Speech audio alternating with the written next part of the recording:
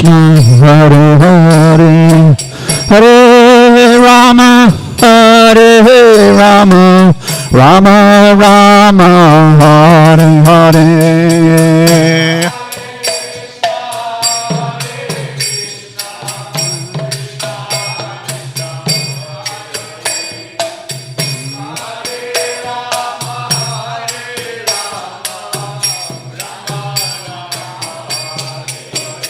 Hare Hare Nama Krishna Yadavaya Nama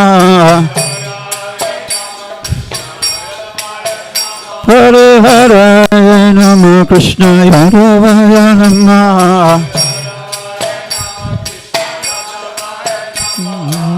Yadavaya Madhavaya Keshavaya Nama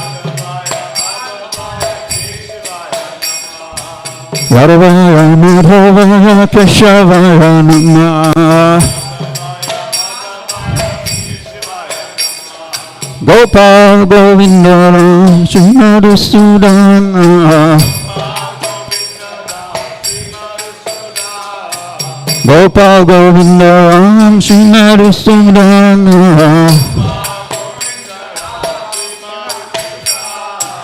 Giridhari Gopinath Madana Moha Giridhari Gopinath Madana Moha Sri Chaitanya Nityananda Sri Advaita Sita Sri Chaitanya Nityananda Sri Advaita Sita Hari Guru Vaishnava Bhagavata Gita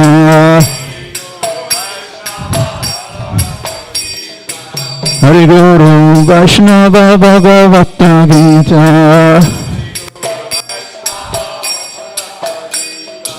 Rup Sri Sanatan Bhatta Raguna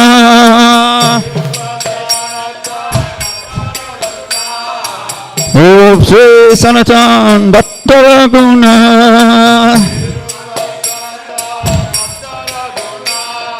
Vijiva Gopala Bhatta Dasa Raguna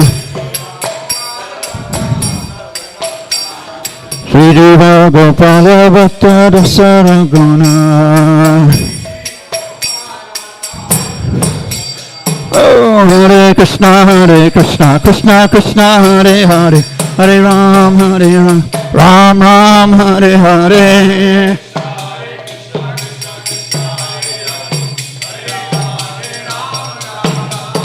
Hare Krishna, Krishna Krishna, Hare Hare, Hare Ram, Ram Ram, Hare Hare.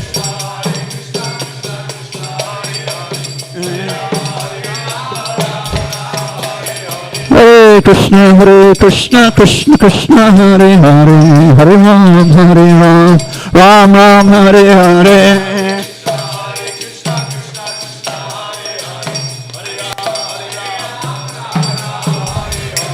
Hare Krishna, Krishna Krishna, Hare Hare, Hare Rama, Rama Rama, Hare Hare. Gaura Premanande.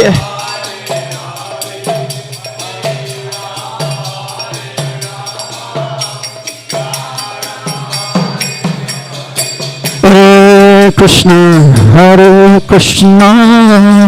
Krishna Krishna, Hare Hare, Hare Rama, Rama Rama, Hare Hare.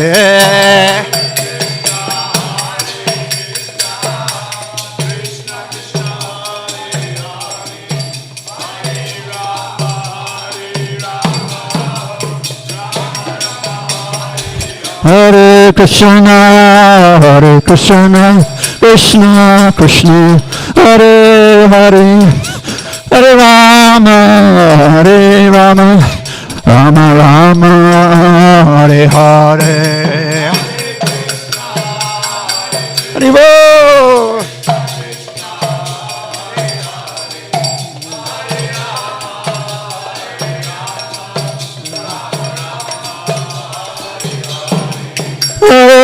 Hare Krishna, Krishna Krishna, Hare Hare, Hare Rama, Hare Rama, Rama Rama, Hare Hare, Hare Krishna.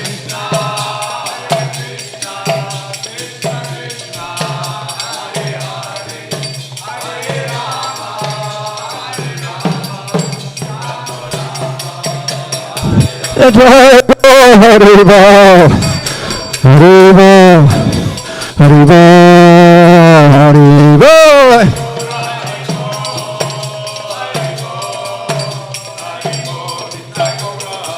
Nitai Gaura Haribo, Haribo, Haribo, Haribo.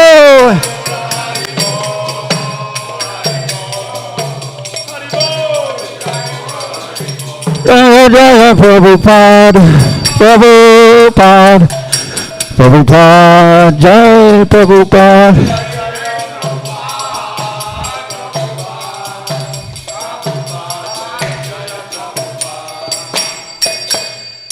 Gaura Premanande.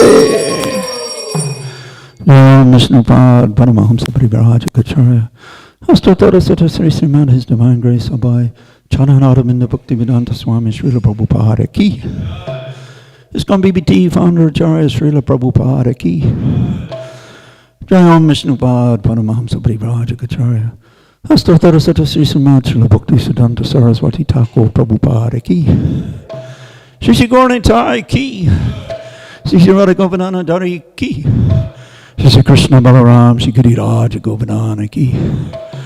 Govardhana Dharma Ki. Harinam Sankirtan Ki. Gaura Premanande. Oh, glorious to the assembled devotees. Oh, glorious to the assembled devotees. Oh, glorious to the assembled devotees. Oh, glorious to Sri Guru and Sri Gauranga.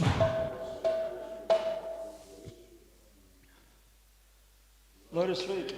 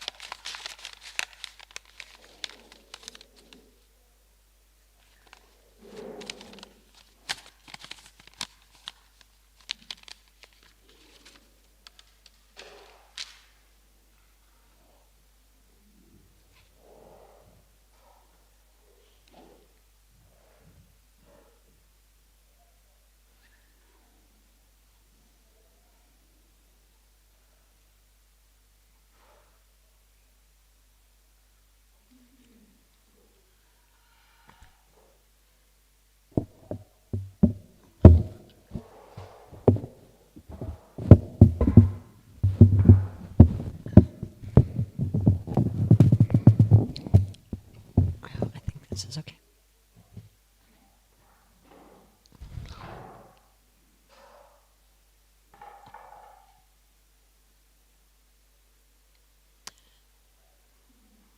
Jaya Radha Madhava Kunja Bihari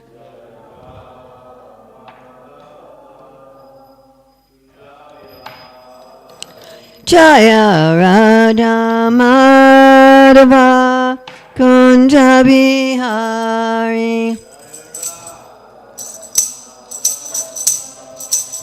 Woo! Gopi Jana Balaba Girivaradari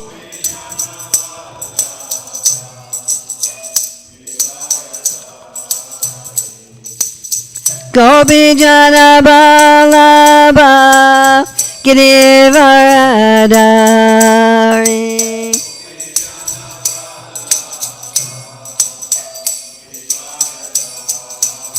Yasodanandana Braja Janaranjana Yasodanandana Braja Janaranjana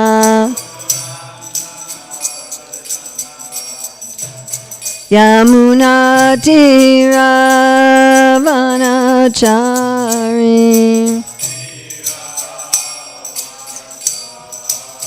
Yamuna Tiravanachari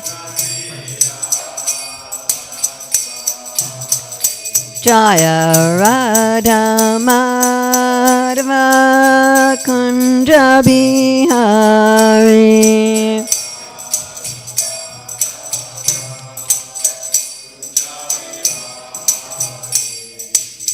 Gopi Jana Balaba Girivaradari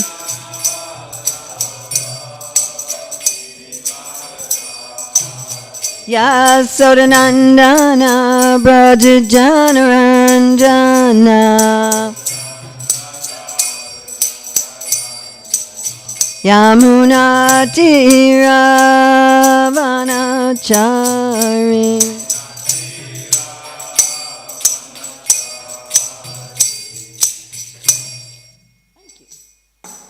Jayam Vishnupad Paramahamsa Parivrajikacharya Asatara Satashi Srimad His Divine Grace A.C. Bhaktivedanta Swami Maharaj Prabhupada Ki Jai ISKCON Founder Acharya Srila Prabhupada Ki Jai Ananta Koti Vaishnava Vrinda Ki Jai Namacharya Srila Haridas Thakur Ki Jai Prem Shri Kaho Shri Krishna Chaitanya Prabhu Nityananda Shri Advaita Gadadhar Shri Vasadi Gaura Bhakta Vrinda Ki Jai Shri Shri Radha Krishna Go Gopinath Shai Mukunda Radha Kunda Giri Govardhana Ki Jai Vrindavan Dhama Ki Jai Mathura Dhama Ki Jai Navadvip Mayapur Dhama Ki Jai Jagannath Puri Dhama Ki Jai Gangamaya Jamuna Devi Ki Jai Bhakti Devi Ki Jai Tulsi Maharani Ki Jai Samaveta Bhakta Vrinda Ki Jai Gaur Premanande All glories to the assembled devotees.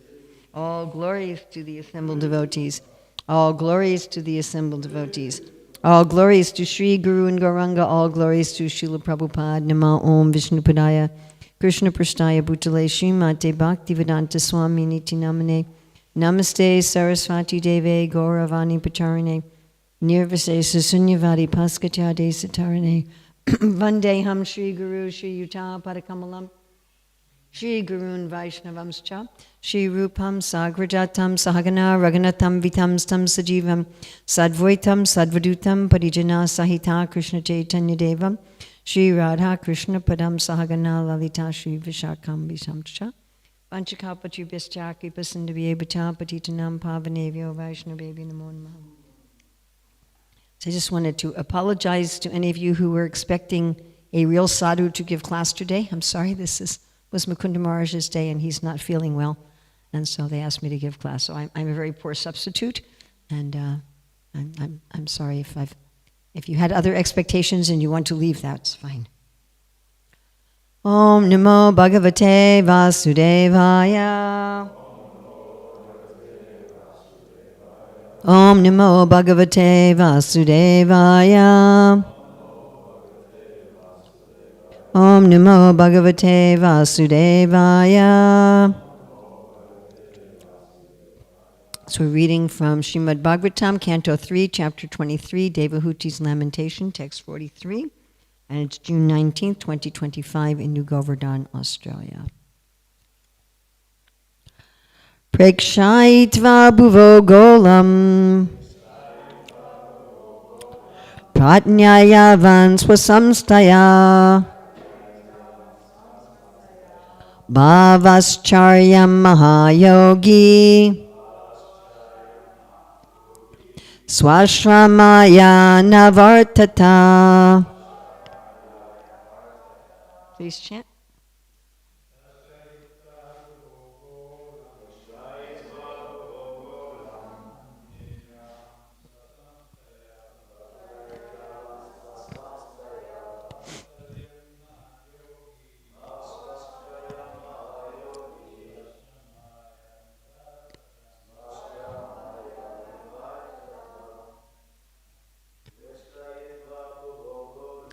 Prekshayitva bhuvo golam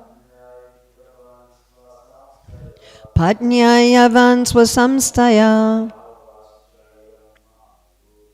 bhavascharya mahayogi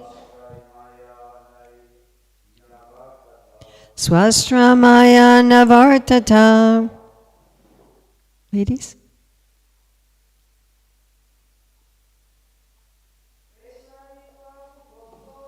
Prekshayitva bhuvo golam patnayavan swasamstaya bhavascharya mahayogi samshramaya nivartita. Prekshayitva, after showing, bhuvaha, of the universe, golam, the globe, patnyai, to his wife, yavan, as much, swasamstaya, with its arrangements, bahu ascharyam, full of many wonders, mahayogi, the great yogi Kardama, swa ashramaya, to his own hermitage, Nyavartata, returned. So again, this is about the story of Kardama Muni and Devahuti, who had traveled all over the universe. Srila Prabhupada's translation. After showing his wife the globe of the universe and its different arrangements, full of many wonders, the great yogi Kardama Muni returned to his own hermitage. Srila Prabhupada's purport. All the planets are here described as gola, round. Every planet is round, and each planet is a different shelter, just as islands in the great ocean. I don't know why people argue about this. I knew one of our Gurukul students who was studying science and who decided that he didn't want to follow Krishna consciousness because devotees were saying that the earth is flat. And he was feeling that we were all ignoramuses. So I just like, I'm going to read this again. All of the planets are here described as gola, round. Every planet is round. And each planet is a different shelter, just like islands in the great ocean. Planets are sometimes called Dvipa or Varsha. This Earth's planet is called Bharat Varsha because it was ruled by King Bharat. In other places, Prabhupada says it may be, there are different Bharats, and he's not sure which Bharat the planet was named after. So India is still called Bharat. Another significant word used in this verse is bhavascharya, many wonderful things. This indicates that the different planets are distributed all over the universe in the 8 directions, and each and every one of them is wonderful in itself. Each planet has its particular climactic influences and particular types of inhabitants, and is completely equipped with everything, including the beauty of the seasons. So our Shastra stops this debate about, is there life on other planets? You know, is the Earth the only inhabited planet in all of the... We see so many stars and planets in the sky here in New Govardhana? Are we the only inhabitant place in the universe? And Prabhupada says, no, right? All these planets, the Shastra is saying, no, they all have their own wonders, yes, including the beauty of the seasons. Of course, even in the spiritual world, Krishna likes to have seasons. Although there's no seasons because of a material arrangement. So Kavi Kanapur very nicely describes in his Ananda Vrindavan Champu, which I'm reading again now, because it's so nectarian. And as I'm reading it, I'm thinking we should have this profusely illustrated. So there are the 6 seasons in the spiritual world, and they're happening simultaneously. So as Krishna and Balaram and the cowherd boys and then the gopis, as they wander through the forests of Vrindavan, they wander from one seasonal forest to another. So they go in the spring forest and the summer forest and the autumn forest, the monsoon forest, the winter forest, and the foggy forest, which somehow has gotten translated as dewy, but it's not dewy, it's foggy. And then there's also a forest where all 6 seasons are there simultaneously, and Srimati Vrindadevi orchestrates the different seasonal forests, displaying different flowers and fruits and climates in order to please Krishna and his associates. And then there's different pastimes they do in the seasonal forests. So in the spring forest, what's one of the favorite pastimes in the spring forest? Collecting flowers they do in all the forests, because each forest has their own particular type of flowers. What's the festival of beginning of spring? Holi. So they like to play Holi in the spring forest. And of course, what kind of pastimes are they going to do in a summer forest? That's easy. Water pastimes, yes. In the monsoon forest, they have their swinging pastimes. So we have a book in our children's series called Swing in the Monsoon. Because when you swing, it has the same effect as having a fan. So the monsoon forest, raining and very humid, yes. And then of course we know in the autumn forest especially, they like to dance. Yes, and there's not much information about the difference between the 2 parts of winter, the early winter and the foggy winter. Those 2 seasons, not too much description to distinguish the pastimes. But Vrindadevi brings warm chaddars and coats made of like crimson color and deep blue color. And then in the kunjas, there's fires and burning incense smoke and hot drinks, and the gopis don't wear any pearls. So they have these different seasonal forests, and Krishna enjoys all these seasons. So because the seasons are there in the spiritual world, and it's explained also that all of the planets appear there, but they're there to serve the Lord. They're not there as material planets. So in the spiritual world, you can also look up at the night sky and see different glowing planets, which are all living entities there to serve the Lord. So then in this material world, we have also different kinds of seasons on different planets, different atmospheres, just like even on this planet.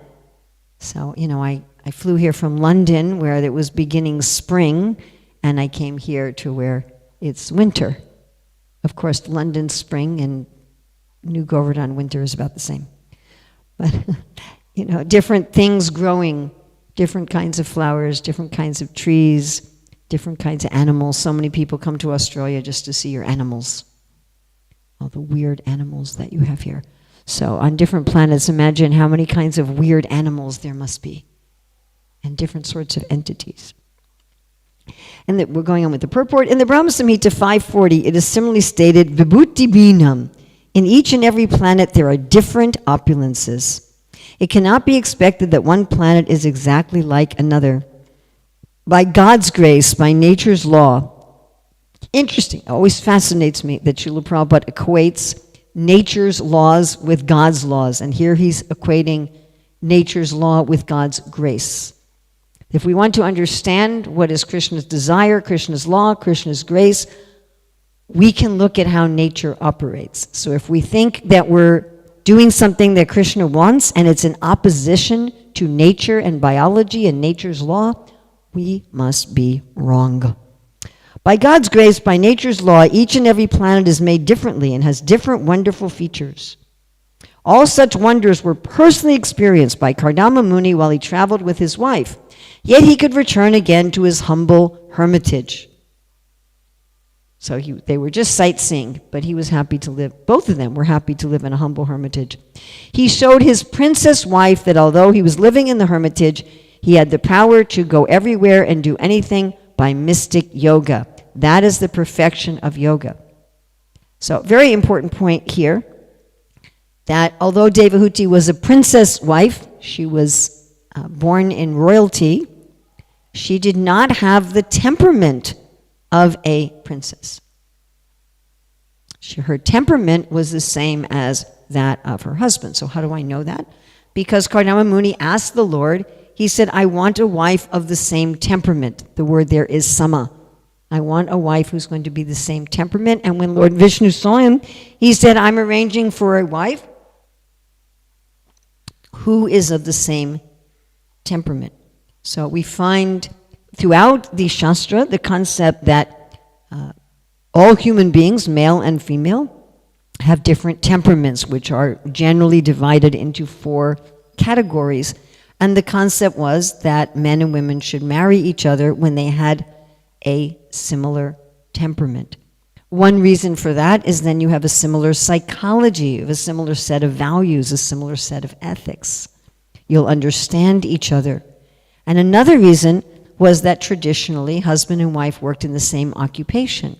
So women had occupations, they contributed financially to the family and to the world, but they did so in the context of their family along with their husbands. So if you have the same temperament, you can have a family business together, you can run a farm together, or you can be potters together, or you can run a school together, or you can run a government together, like Draupadi was assisting her husbands.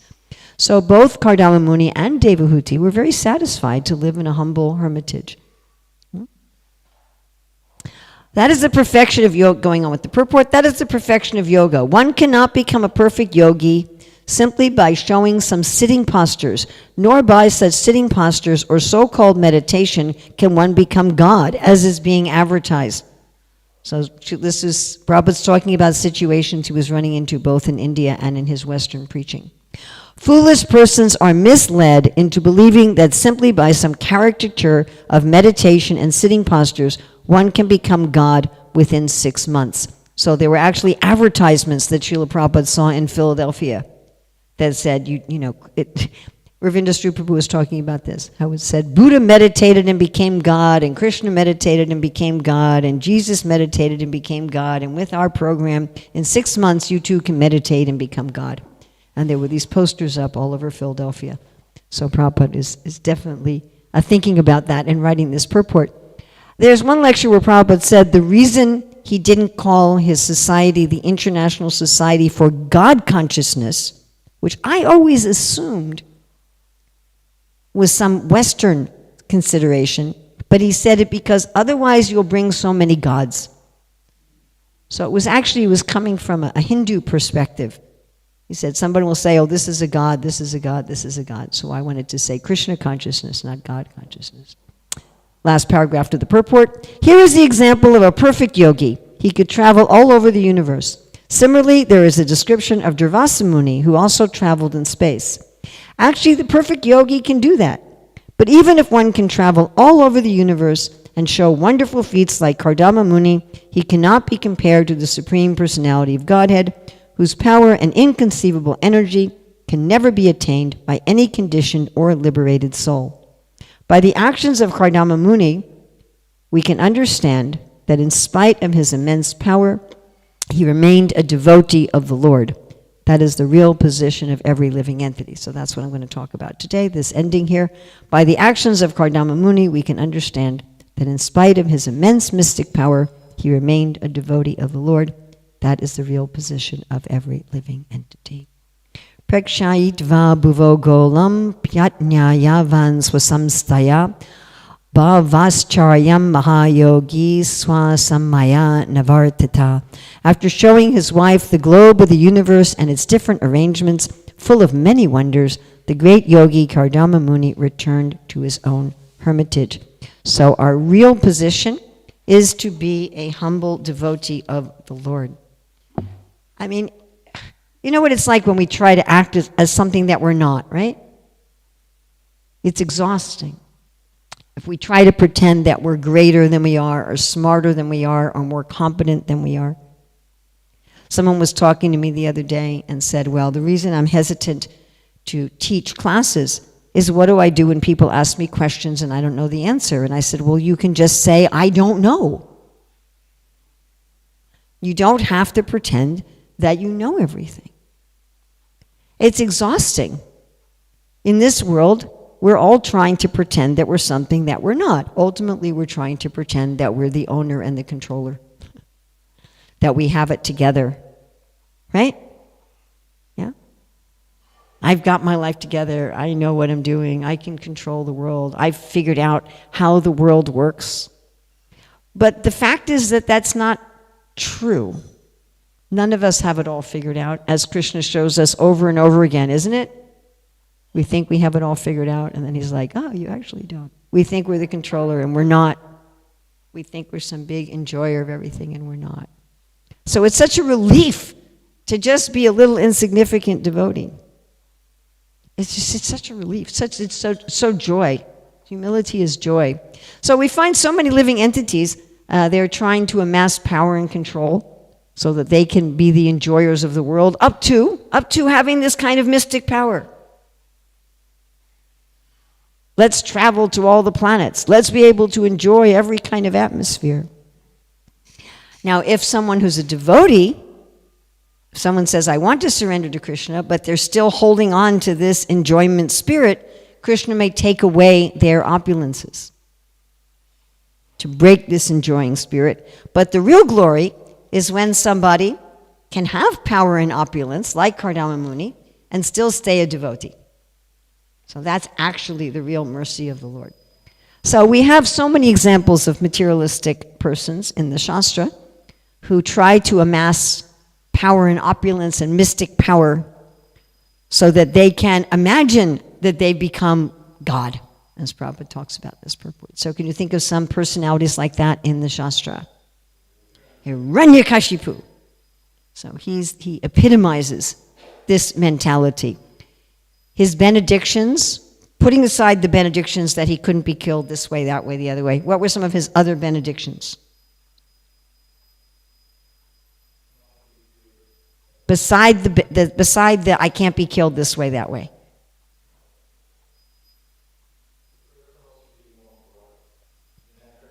Well, then he couldn't be immortal, so he tried to trick it. But putting aside the immortal ones, what else did he get? All the mystic powers. All the mystic powers. So he could do what Kardama Muni could do. Also that he would have no rival. He would be the chief with no rival. He'd be the top. Of course, he wasn't. Brahma, Vishnu, and Shiva were still outside of his control. So that I would have all mystic powers and no rival. By the way, was Hiranyakashipu happy when he got this, when he got all his benedictions?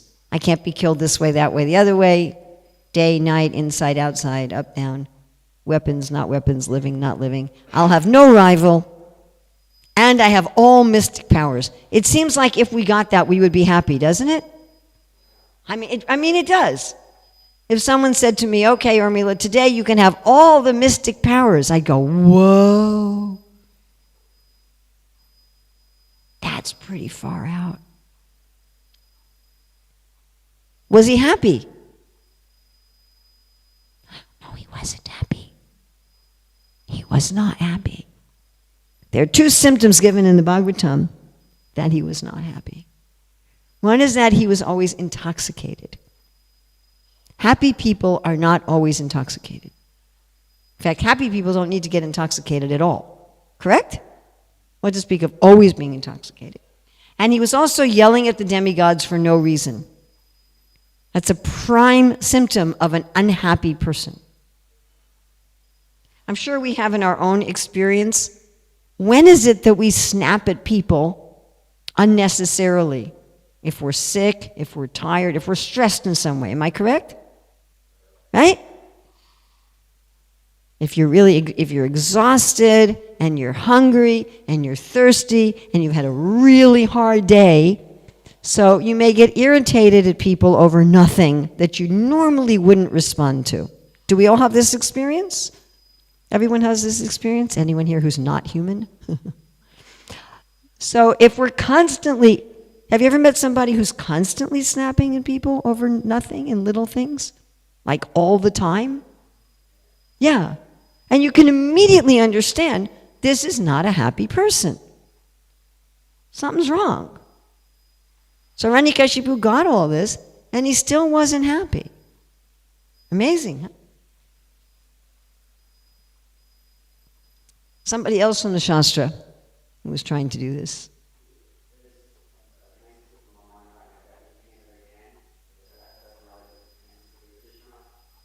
Oh, I didn't even think of him, Pandraka.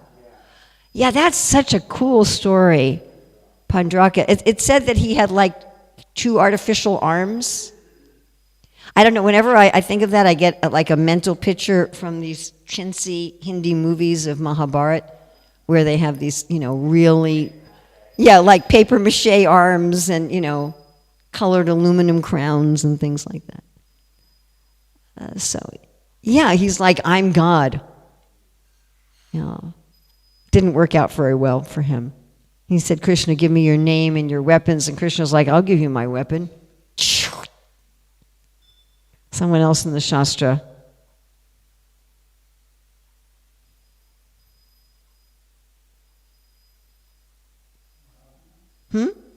Ravana, another very good example. So he builds a kingdom out of gold. He also had a lot of mystic powers, a lot of learning. He thought he could do whatever he wanted, up into stealing the consort of the Lord. Thinking about Sukracharya. So Sukracharya, he also, now he wanted to do it through rulers because he was a Brahmana, so he didn't want to directly rule, but he wanted to be the chief priest of someone who could rule and have all powers through them, which is why when Bali is about to give everything to Vamandev, Sukracharya gets very upset. How will you pay me? How will I maintain my position? And so you see, he's also always in anxiety. And then we have, of course, Duryodhana and Dhritarashtra, who have this mentality as well. And if I can't get everything fairly, I'm going to get things unfairly. This is also materialistic mentality. If I can't get power and opulence properly, then I'm going to somehow cheat. So I think we can all see some of this in ourselves, yes? I mean, it may be on a very, very small scale. We may just think, oh, if I could just figure out material nature, I find this tendency whenever people ask, when people ask me, how did you break your hand? And I'm wondering for a lot of people if the question is that they're thinking, well, if I can figure out how other people get injured, then I can avoid those situations myself. Or I know many people who've gone through some kind of betrayal in their life. Somebody really cheated them, really betrayed them. And their response to that is, well, I've learned my lesson and I'll never be cheated again. And I'm thinking, good luck with that one. I tell people, if you live long enough, someone's going to cheat you again. Someone's going to betray your trust. Someone's going to lie to you. It's just the way the world is. But we're thinking like that. If I just study these things, I'll be able never to be cheated. No one will ever lie to me. I'll never make a bad purchase again. I'll know where to research. I'll make sure I never get sick. I make sure I never get injured. If I just, do the right exercises, eat the right food, eat the right supplements, do this. If I just do all of this right, none of these bad things will happen to me. Do we find ourselves thinking like that to some extent? That I'm going to try to manipulate material nature and figure it out so that I can enjoy. So sometimes a person takes up spiritual life but doesn't give up this enjoying spirit. And of course, this is one of the offenses, to not have complete faith in the chanting of the holy name and to maintain material attachments, even after understanding so many instructions on this matter. And whenever I hear that one, I think, yeah, am I maintaining some other attachment, some other shelter? Is it like Krishna and? Well, yes, I'm going to take shelter of Krishna, but I'm also going to make sure I have a good phone. And I'm going to take shelter of Krishna, but I'm also make sure that I eat like this. I'm also going to make sure that I do this, and that way I'll be protected. Is it Krishna and? And what Krishna does is if someone's really foolish in this way, he'll take away these false shelters so that there is no Krishna and anymore. There's just Krishna. Of course, I have to be very careful about preaching about this sort of thing. As I discovered, I've been telling you personal stories. Should I tell you another personal story? Okay. So I was in Puerto Rico. Long story as to why I was in Puerto Rico, what I was doing there. But anyway, I went there with nothing. Like I had nothing. I didn't have $1. I had really just like absolutely nothing. Again, that's a long story, how that happened. But that was the situation. I had nothing. And one of my godsisters was running a little cosmetics shop in the mall. And as soon as I got there, she said, Urmila, one of my salespeople just left. Would you please fill in for her? Otherwise, I can't run my business. So out of great affection for her, she's a very dear friend of mine, I said, sure, I'll do that for you. Which meant going down the mountain on a windy road and back up the mountain on a windy road afterwards. I'd always have to take like a half an hour to recover, my stomach to recover after that. And then it was like doing book distribution, but with cosmetics. Like we had our kiosk in the middle of the corridor, the walkway, and we're running up to people saying, here, try this nail buffer. Here, try this lotion. And I've just felt really like contaminated doing this. I absolutely hated doing this work. And then we were paid solely on commission. So you're very motivated to sell people stuff because that's the only way you make any money. And the whole thing just was really unpalatable to me. I actively hated it. Anyway, I worked just one day a week, and the first time I got $50, which was a lot because, like I said, I didn't have any money at all. And the next week again I worked, it was on a Saturday, and I got another $50, so I had a whooping $100. And then that Sunday I gave the Sunday Feast lecture. And it was, the temple was on top of a mountain, and we didn't usually, hardly anybody came there during the week, and we didn't lock our door. And so for that Sunday feast also, I forgot that they told me that on Sunday it's probably a good idea to lock your door, and so I didn't lock my door, and you can understand what happened. But I'm giving the Sunday feast lecture, and I'm saying, Krishna gives and Krishna takes away, and whatever he does is wonderful, whether he gives or he takes away. And Krishna was obviously listening to my lecture. And so he said, okay, can I take everything away? And I go back to my room, and my $100 have been stolen. At which point I just cracked up, and I'm like, okay. Huh? So sometimes Krishna sees like that.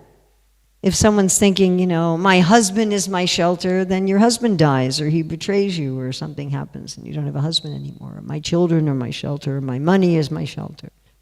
My equipment is my shelter. My intelligence is my shelter. My functioning body is my shelter. These are our general shelters, right? Our body, our mind, our friends and family, maybe our pets. I have one godsister, she says, my family's rejected me, but I have my dog. So, our pets, our things, with other living entities, our connections, our networks. And so sometimes when someone is depending on those things, Krishna says, let's take this away so you can see what is the real shelter. So who did this happen to in the Shastra? Well, not everything. Krishna doesn't usually take away everything. Like I had a godsister years ago who said, Krishna took everything away. I'm like, can you walk? He doesn't usually take away everything, but he'll take away things that we're very attached to as a shelter. Some examples from the Shastra? Bali. So I love this section when Vamadev comes to Bali, and Vamadev says, I just want 3 paces of land. And Bali says, you are very foolish. You should ask from me something so great that you'll never have to ask anything from anyone else ever, because I am the master of the universe. And Vamadev's like, who's the only person who can make such a statement? You can ask from me something so great that you'll never have to ask anything from anyone else ever. Who's the only person who can say that? Krishna. So Bali says that to Krishna. Yes, so Vamandev takes away his possessions. Okay, who else? Gajendra. Yeah, he had actually been a yogi, and he was cursed to be an elephant. And then he's just impinged by this crocodile. Who else?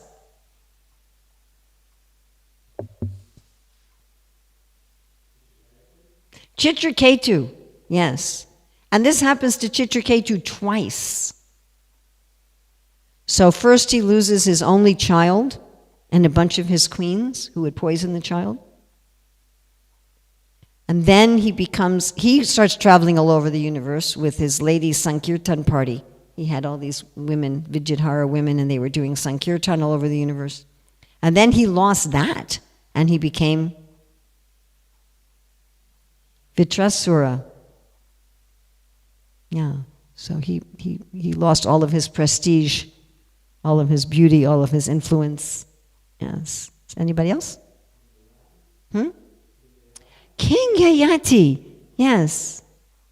That was very temporary, but yes. Bharat Maharaj. Yeah, he became a deer. That was definitely losing. The Pandavas at the end. Of course, the Pandavas periodically. So the Pandavas, they're apparently burned in the house of lac when they lose everything. Then they're exiled for 13 years. The last year, they have to work incognito. And then at the very end, when they lose all their abilities, Arjuna can't even string his bow anymore. So they keep going through cycles of losing things. Keshava Kashmiri in Chaitanya Lila, where he was very proud of his learning and his benedictions from Mother Saraswati. And then Chaitanya Mahaprabhu defeats him. So it was kind of semi-private. He was defeated just in front of Mahaprabhu's students. He wasn't defeated in front of the whole village. But it was still enough to completely humiliate him. So Krishna's not sentimental.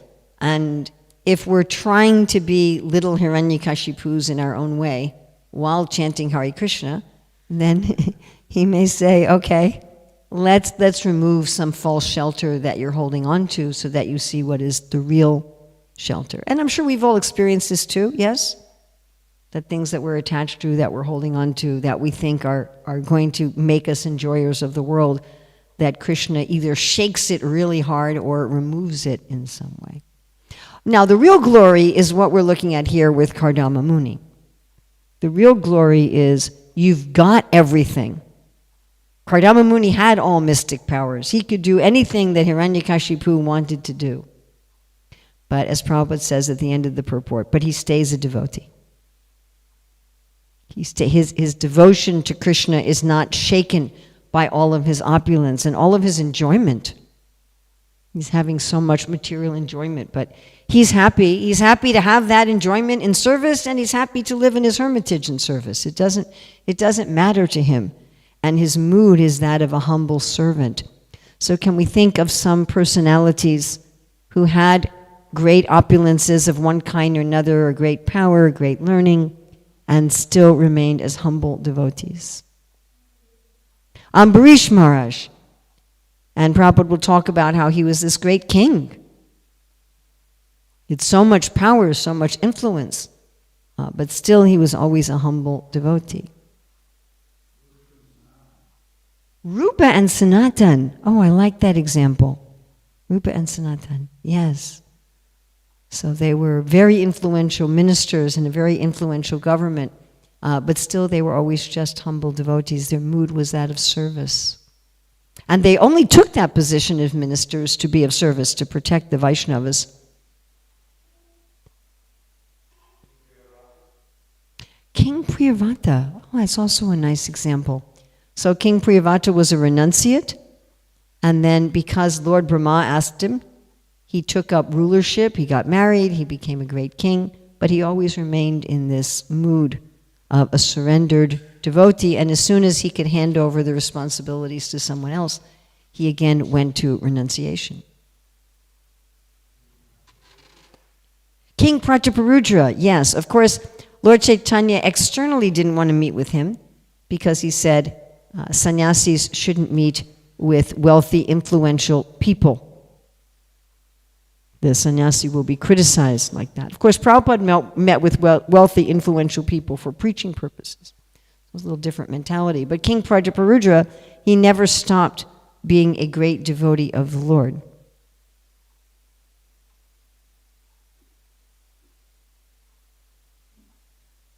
Any other examples?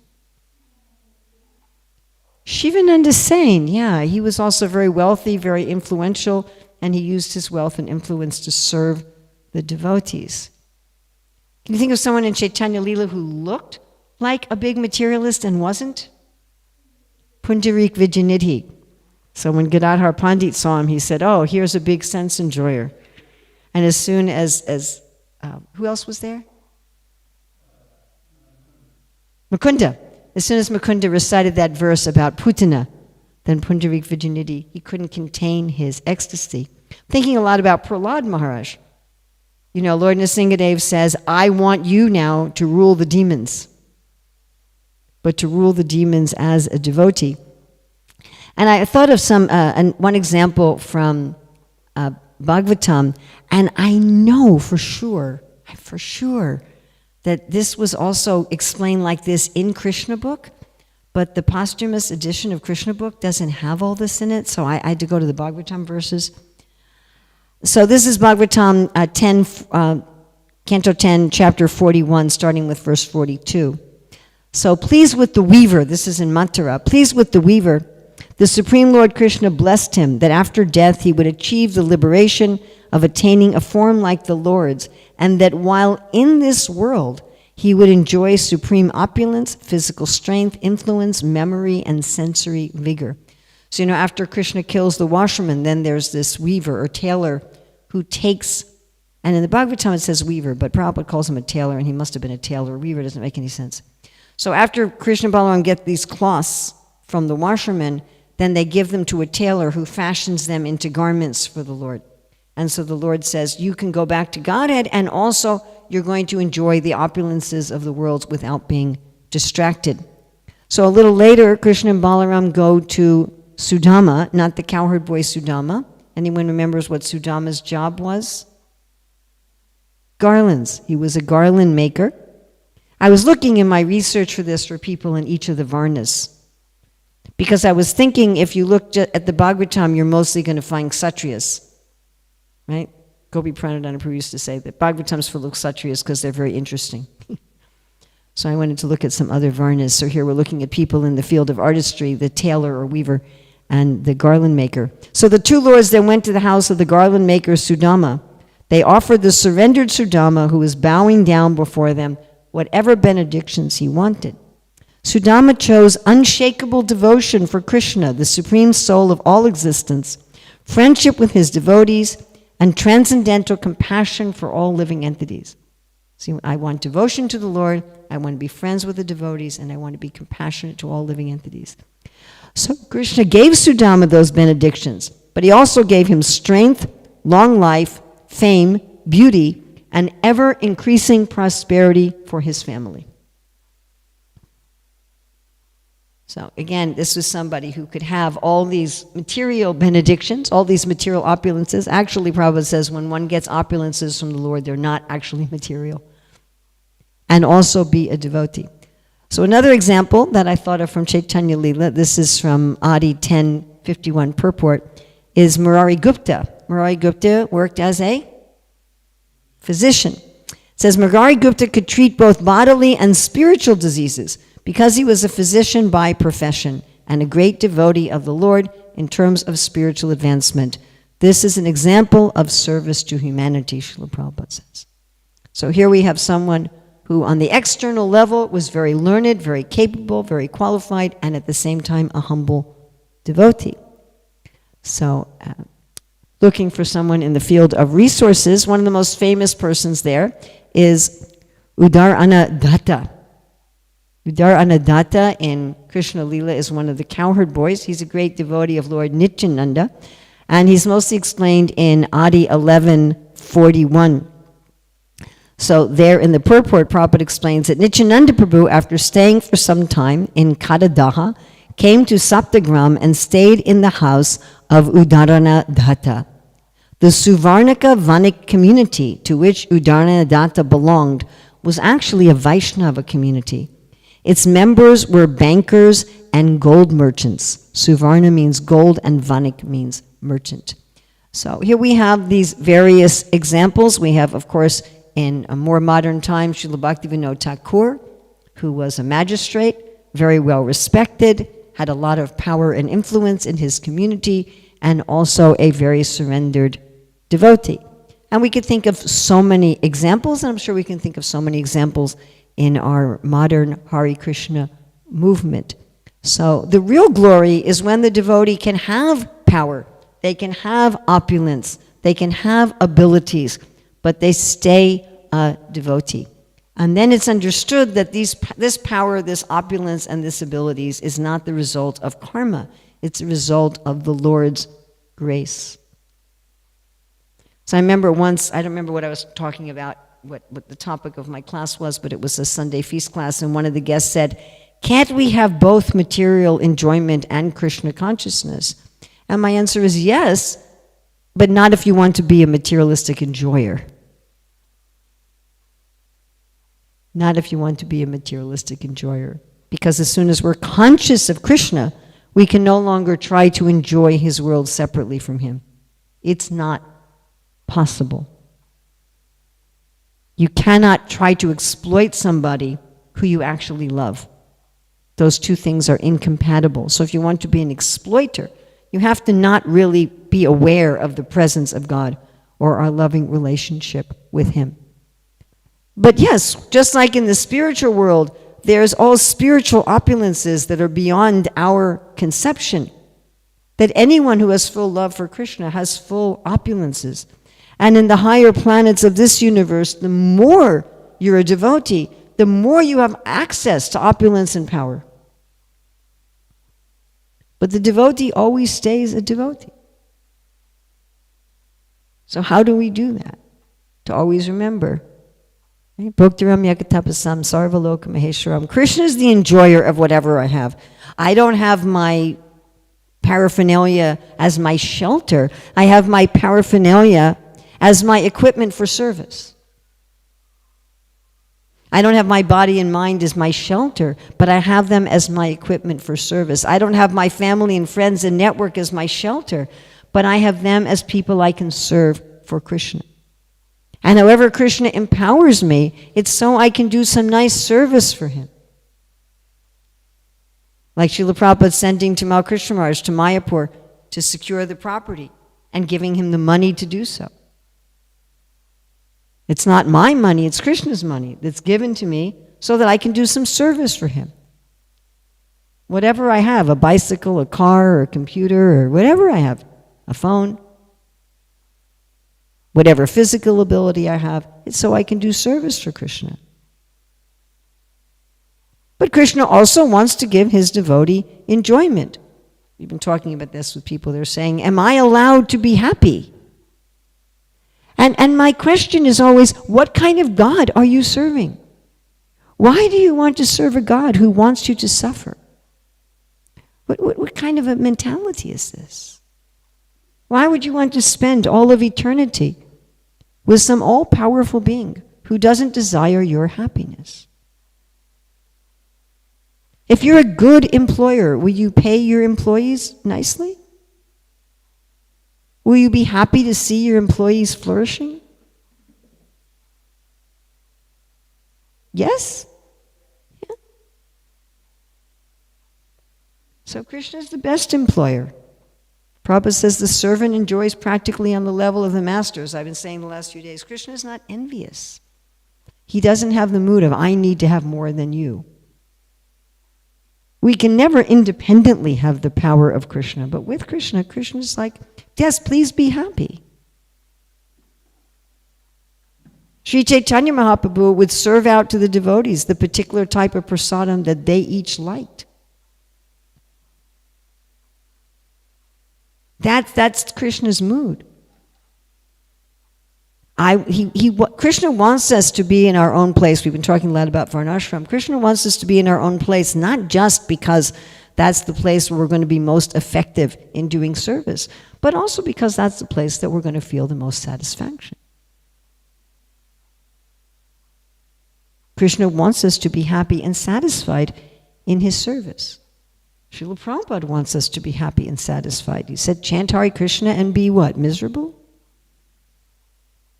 No, chant Hare Krishna and be happy. Krishna actually would like to give us all of his potencies and his powers to use in his service, as long as we remain a servant. So whatever we're getting, we can relish in relationship to Krishna. Well, there is one other person who had things taken away that I forgot to mention, and a very interesting person. Yes, although with Prabhupada it's a little different, and I thought long and hard whether I should talk about Prabhupada in that regard, because Srila Prabhupada, when he lost his business and so forth, he said he went to that verse about that Krishna takes away out of mercy. He said, but then I realized that Krishna just wanted me to start this movement in another way. And I thought that if Prabhupada came to the West with a lot of money and prestige and followers, then people might attribute his success to something material. Whereas because Prabhupada came with practically nothing, we have no choice but to attribute his success to his spiritual potency. But I'm thinking of a very unusual person, Sudama Vipra. So our Acharyas comment that the reason that Krishna gave Sudama Vipra so much wealth is that his shelter was his renunciation. Vairagya is also one of the 6 opulences. So someone may be attached to money or power or mystic power or something like that. Sudama Vipra was attached to his vairagya. He had some pride. I am so renounced. And Krishna's response to that is, no, the point is to be a devotee. And Krishna basically, showered him with all this opulence to use in service. So whether Krishna gives us opulence to use in service, whether he takes away opulence, whether it comes and goes in our life, like we were talking about the Pandavas, sometimes they had it, sometimes they didn't have it. Whatever we have, let us always remember this is Krishna's gifts. Let me enjoy, like about Sudama Vipra, it was said that whatever he had, he enjoyed as the Lord's prasadam. When he was in poverty, he took this is the Lord's will. When he had everything, he took this as the Lord's will. Let me enjoy this as the Lord's mercy, as the Lord's prasadam. This is the Lord's gift to me. And then we will never become bewildered, and we will always be happy, whether we're flying around the universe or in a simple hermitage. So, questions, comments, additions, subtractions, corrections, chastisements. Sometimes I get them, might as well ask for them. Thank you for the class. You were mentioning past 3 days about how Krishna, when you gain his trust, he gives all opulence and empowerment, and the to Guru and Krishna, and you gave your own example, Kadama Muni, and quite a few today. Can you talk about the mindset of someone observing someone who's been given empowerment? Because the tendency could be enviousness, jealousy, wanting to compete and bypassing the etiquette and the hard work, but wanting the benefits of that. Yeah. So you want me to talk about envy? I recently gave a class on envy in London. I guess you could listen to that online, because I don't know if I want to give a whole other class about envy.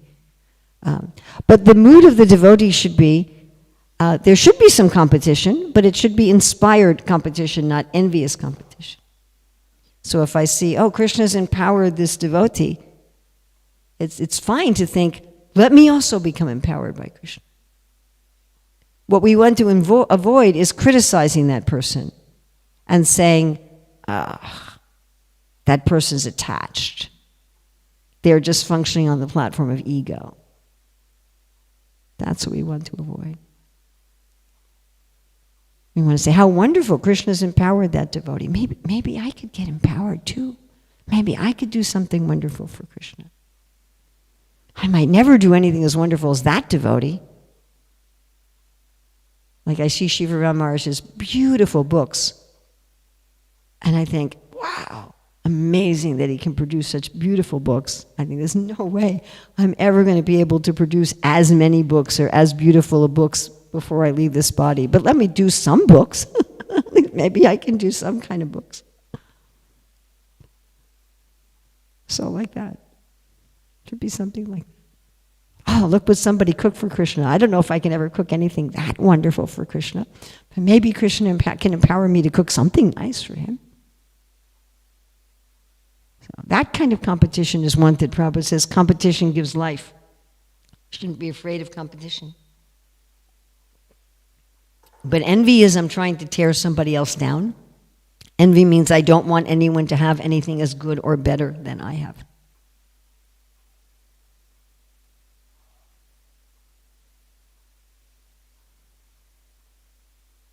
Is that all right? Anybody else? Yes.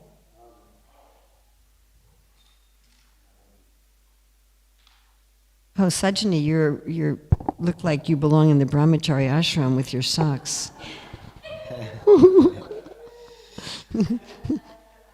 Our typical hallmark, yes? I just got thank you for the class, it was really nice. I've just got a bit of a random question about the... Random question. Okay. 8,400,000 species of life, and how is that possible within this universe when there's so many other planetary systems and... You think there should be more? Yeah, well, I was thinking, even on the Earth, like, you know, modern scientists say that there's so many species. Well, I'm going to have to answer with, I do not know how the Shastra defines species. Yeah. And I don't know if I haven't met anyone else who knows exactly. Even how scientists define species is debatable. Maybe it means, I'm just guessing, maybe it means like a type of consciousness, like how it's something... There's discussions of this among like our Bhaktivedanta Institute scientists. As far as I know, and I may be wrong, I'm a social scientist, I'm not a hard scientist, so this is going out of my realm of training. Species are generally defined as what can reproduce and produce a fertile offspring. So that's generally how it's defined. But, for example, the Shastra talks about 400,000 human species, and from my understanding, that includes like some demigods and some kind of like semi-demigods, and definitely there can be reproduction between demigods and humans. There's so many examples of that in our scriptures, and there's so many examples of that in all the old cultures of the world.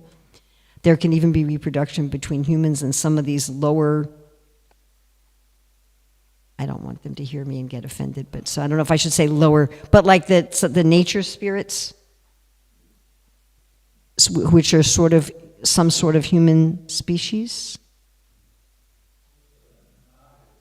The Nagas, yeah. And there's the Yakshas, and like here, I'm sure, for sure, you have various beings who are in charge of each of these mountains and each of these forest areas. There's beings in charge of each of the types of plants and flowers and that kind of thing. Some people can see them and talk to them. In Iceland, they take them very seriously. They actually, the government consults with them before they do anything. So a lot of those species can reproduce with humans or with devas, but yet the Shastra seems to consider them different species. So exactly what their demarcation line is for species, I don't know. I'm sorry, that's not terribly helpful. Anybody else? Yes, Prabhu. Just on that point of having more than 8.4 million, but within each species there's unlimited variety. That's also true. So again, we're coming to how do you define species? So if we're going to say like dog, but how many kinds of dogs are there? Or if you're going to say apples, how many kinds of apples are there? So we have varieties within the variety. I mean, even on this planet, if we're going to say there's one human species, but there's still so many varieties, races and ethnicities and so forth. So that could be. But again, this is beyond, I really don't think I can speak authoritatively on this at all. Yes? Didn't Srila Prabhupada explain it in terms, I think he starts in his lectures, he gives a mathematical understanding of the three modes. According to the gunas, and yes. then if you go 3 by 3 is 9, 9, 9 is 81, he goes, eventually you get to 8,400,000 species. Yes. So Prabhupada's saying that the species are defined by the particular combination of the modes of nature. But again, what is exactly the demarcation of where does a species begin and end in terms of defining a species? I don't know. And I'm not personally aware of anything in the Shastra that gives like that kind of a clear definition. And I know even modern scientists, when they define species, there's sometimes debate about if something is a species or a subspecies, or so that such demarcations, and our modern scientific demarcations are definitely not exactly the same as the Vedic demarcations. That I know for sure. But even within modern science, exactly how they demarcate species is not absolutely universally agreed upon. Yeah? You spoke a couple of days ago in Bhagavad Krishna appears in all the different species of life. So there's a reference there, and then those species are worshipped by, those incarnations are worshipped by different entities, and then they appear in their Svarup in the spiritual world. So, yes. So I think the species here are ultimately a reflection of the spiritual world. That's also a fact, yes, according to Srila Sanatana Goswami. Just like the planets and the seasons here, as I was talking about in the beginning, they're reflections of the variegated planets of the spiritual world and all the seasons there. So thank you very much. Srila Prabhupada ki jai, Srimad Bhagavatam ki jai.